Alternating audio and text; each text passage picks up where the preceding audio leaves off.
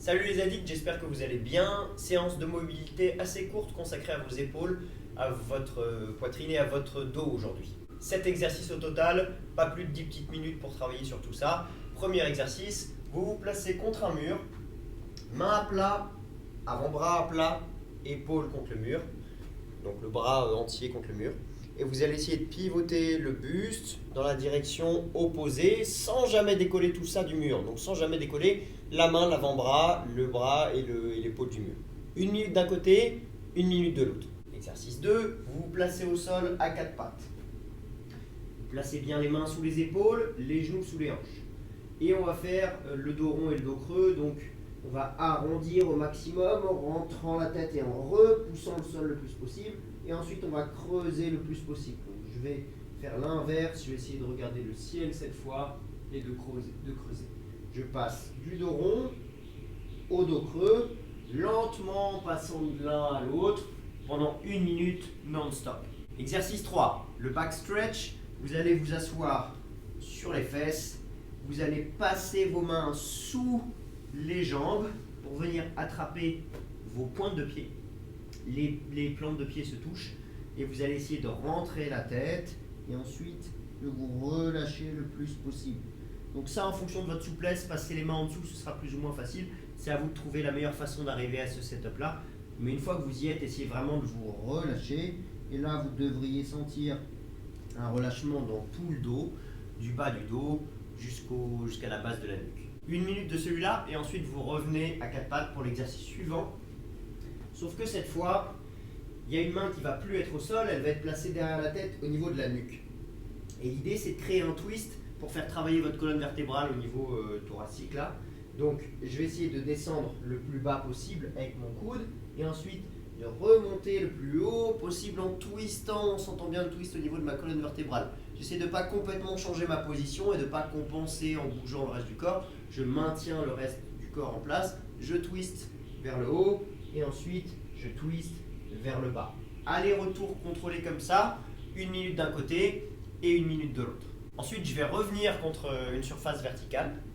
Donc je vais réutiliser mon mur et je vais placer la main, l'avant-bras, le coude contre mon mur. Et je vais venir pousser contre mon mur pendant 3 secondes.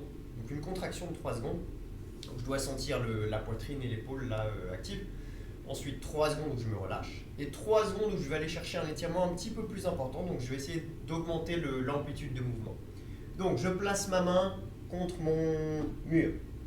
J'essaye de contracter pendant 3 secondes. Donc pendant 3 secondes, je vais pousser contre ce mur très très fort. 1, 2, 3. 3 secondes, je me relâche. 1, 2, 3. Donc plus de contraction. Et 3 secondes, je vais chercher l'étirement. Et pour chercher l'étirement, j'essaie de pousser ma poitrine vers l'avant ou même de faire un petit pas vers l'avant pour essayer d'aller chercher un petit peu plus loin. Et une fois que c'est fait, je répète l'opération comme ça jusqu'à la fin de la minute. Donc 3 secondes de contraction, 3 secondes de relâchement et 3 secondes où je vais chercher l'étirement un petit peu plus que sur les répétitions précédentes.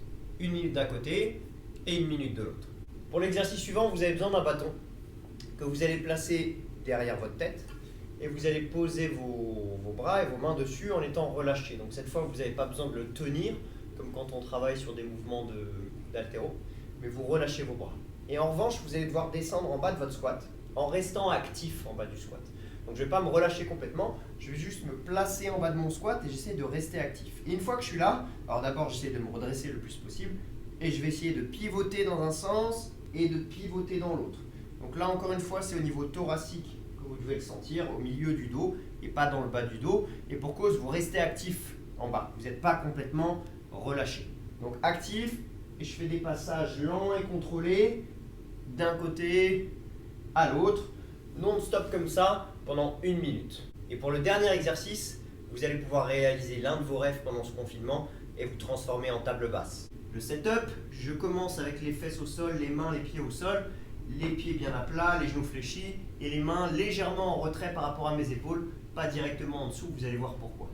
Donc pour certains, ce sera déjà un étirement ici si vous êtes très raide au niveau des épaules et de la poitrine, donc vous devriez le sentir au niveau du pectoral et au niveau de l'épaule. Pour les autres, il va falloir ouvrir les hanches, pousser les hanches vers le ciel et essayer de maintenir la position une fois que vous êtes en haut. Et là, je sens bien l'étirement sur les épaules, sur la poitrine. Je reste actif, je serre mes fesses et je maintiens cette position-là pendant 1 minute.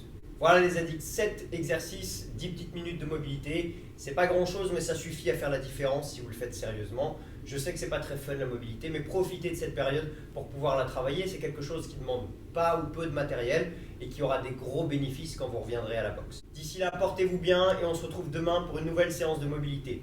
Ciao!